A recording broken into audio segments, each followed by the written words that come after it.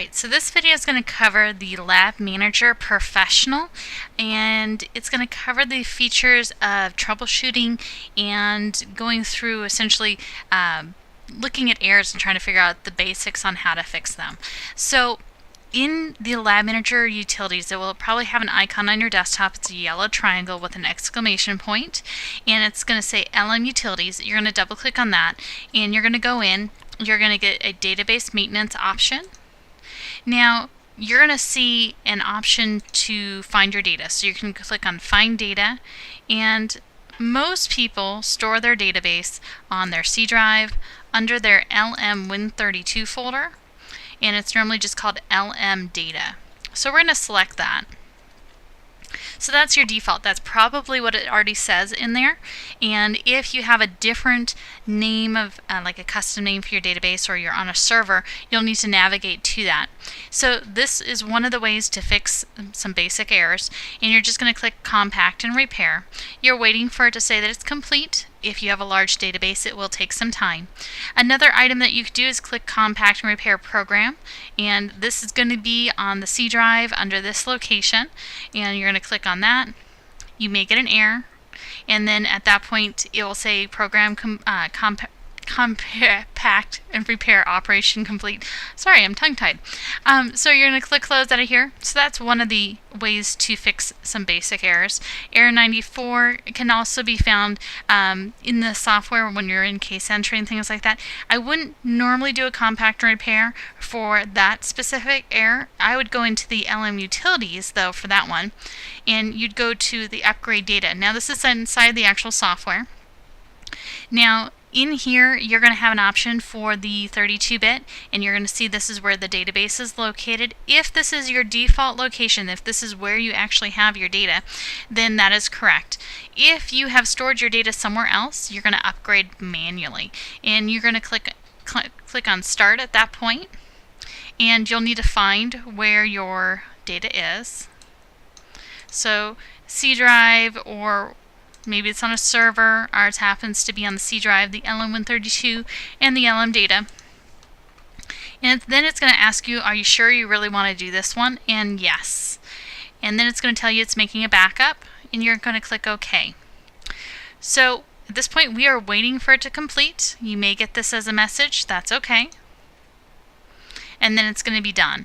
Alright, so at this point, then you can click Open, and then click Exit. And in your software, you can tell that if you are using Lab Manager Professional, the most up-to-date version is 05.05.22, and if you're getting errors, if the data version, the program version, and ref versions are different numbers, then that's going to be an issue. So the way to fix that is to make sure you go to our website, download the most up-to-date version, get that installed, and go through the process of upgrading your data. You don't have to do a compact and repair, but upgrading the data should take care of that. Then you can check to make sure that those numbers are all the same.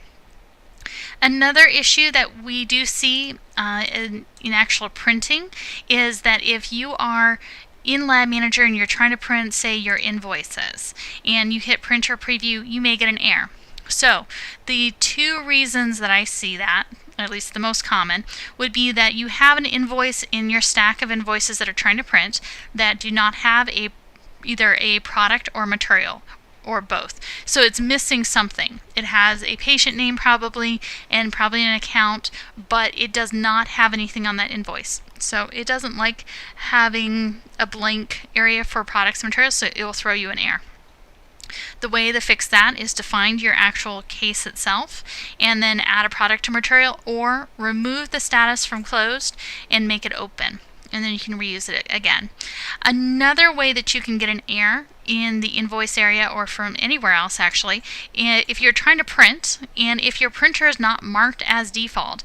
So Lab Manager uses the default printer of Windows. So if you go into Start, Printers and Faxes, Printers or Devices, depending on what your operating system says that it is, you're going to go in there, you're going to right click on your printer, make sure it's marked as default, or set it as default, and then that should print properly. You may have to exit out of Lab Manager to get that to work, but coming back in, if your printer is marked to default and it's online, then you should be able to print to it. So there's also other errors that are pretty common, like error 94, and you get an error 94 for a couple of reasons.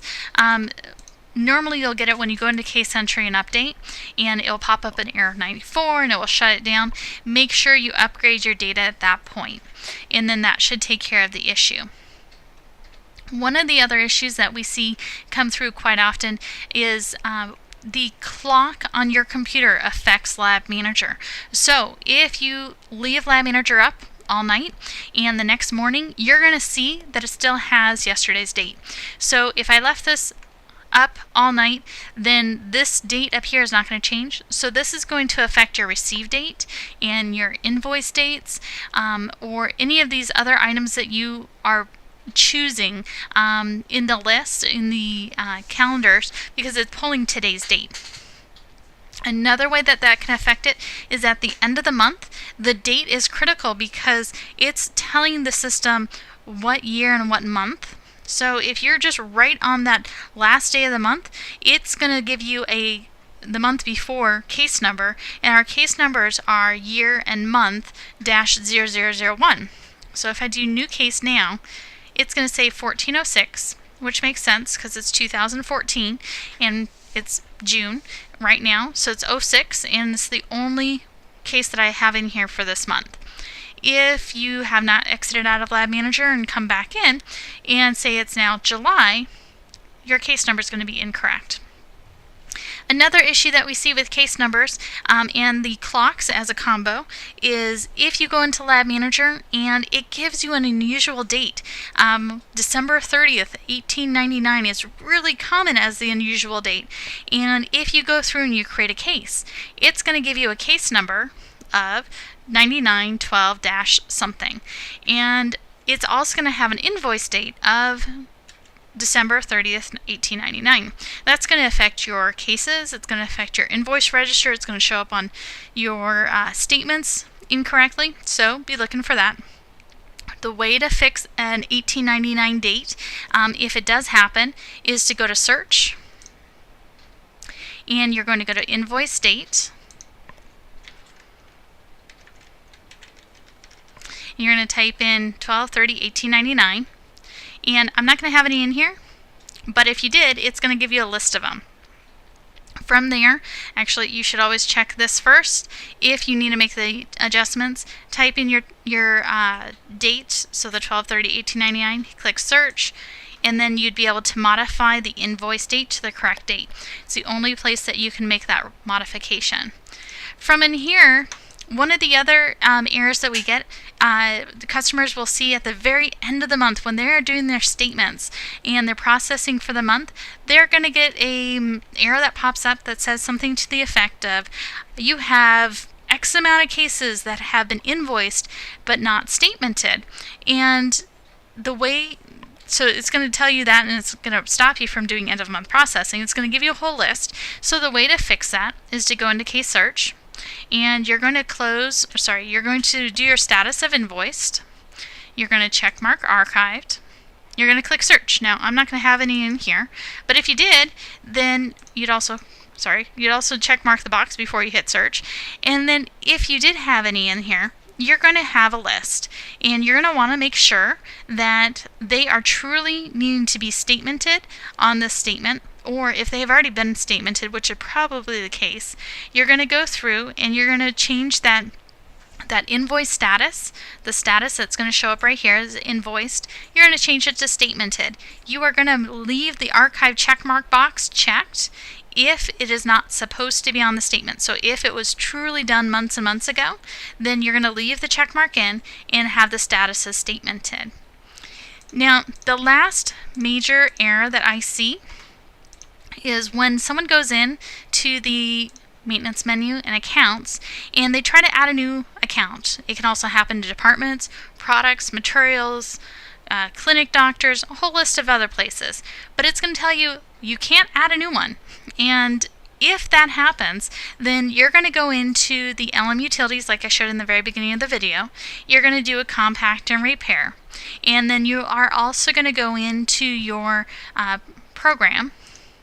So we're going to go to the main menu. So after you do the compactor repair in the LM Utilities, you're going to go to the utility menu inside the program also, upgrade data, and either choose your update or your manual option, either way, and you're going to run it. So according to what you need to do, you're going to run that, and then that should fix the issue so you can add additional products, materials, departments, things like that.